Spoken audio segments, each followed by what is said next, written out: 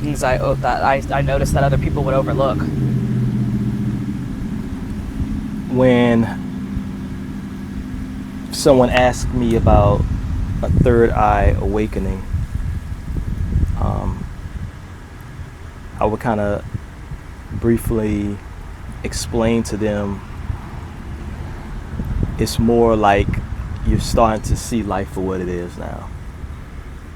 There's no such thing in it. It's no such thing in you trying to make something up, or you trying to For something. yeah, you're not trying to make believe, or you're not trying to make these things up as you go, or just trying to assume this is the way that things supposed to be. You just sitting back and just realizing that this is just what it is. As we were saying before, that there can't be one word for 8 billion people.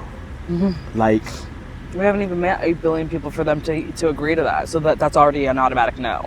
so that's what I'm saying. It's just certain things that you can just look at and you just say, it's just, it is what it is, because there's no way that it can be One way. one word for 8 billion people.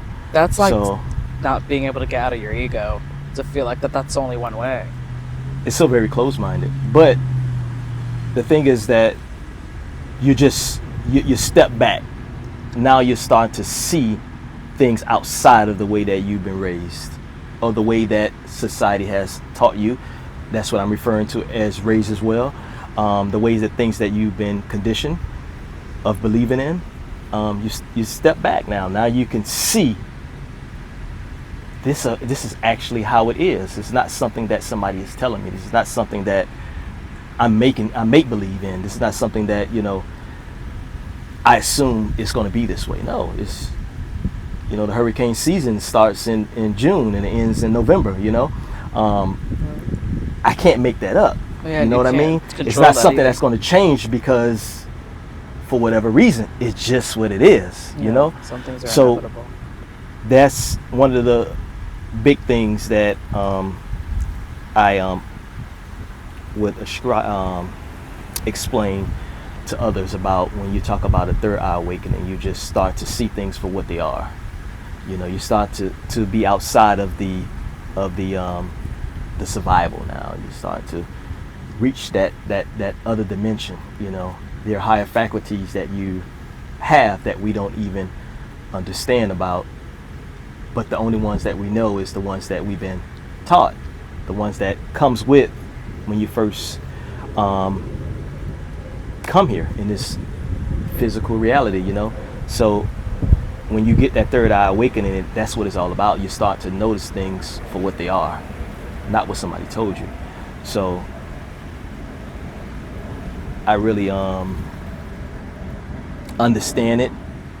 Like I said, for those who ask me about it, this is the way I try to explain it to them, the easiest way.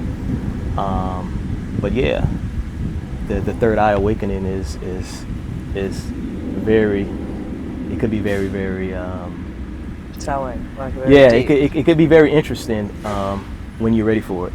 When you start to realize it could be shocking as well too. Yeah, it could be very shocking. It's like not cute and fun in the beginning, but you still have to be in love with the process, because once you awaken, you're like, oh my god, I'm outside. It's like Marie Antoinette, let them eat cake. Mm-hmm. I'm like outside of like my little delirious little I don't know, like vacation home in my mind that I've been living in this whole time. And I'm like, oh, there's actually people out here to where like they're like this, and I have to do this now because everyone's normal is not the same. And That's what they kind of mean by when they say it's kind of lonely out here. It's kind of lonely at the top, so to speak. Yeah, because there are a lot of people who haven't ascended to that stage yet. Yes. And everybody's still somewhat in survival mode. So when you actually get out there, it's like, man, there's nobody here to play with. You know what I mean? Look at the soccer field. There's nobody out here to play. I'm the only one here. Yes. I'm the only one on time. You know what I mean? Yes. And sometimes I feel like, I don't know if that was part of the other topic, but that it's good to be alone, because, sometimes I feel like God puts that, our source universe puts that person being alone and not allowing anybody to want to reach out and like to hang out or whatever, because you have to be in that solitude. Like Source forces you to be bored as hell, to be in that solitude, to know thyself. So you don't have any distractions and stuff like that. Like maybe you're on your phone a lot, and then you have to pay the phone bill, and then you don't have the money for it, or like it glitches and it's broken, and it's like you have no clue. It's because like Source is like, yeah, I did that because you have to focus on yourself though. It's interesting. It's solid. It's solid. I think that this is why meditation is very important. This is one of the reasons why being alone just important. And if it's just whatever it is that you do to kind of get yourself in that space is very important, because that's how you ascend. You know what I mean? And you want to try to be working on something like that, you know, at least every day. It's like a lifetime commitment, but you need to be one-on-one. You know what I mean?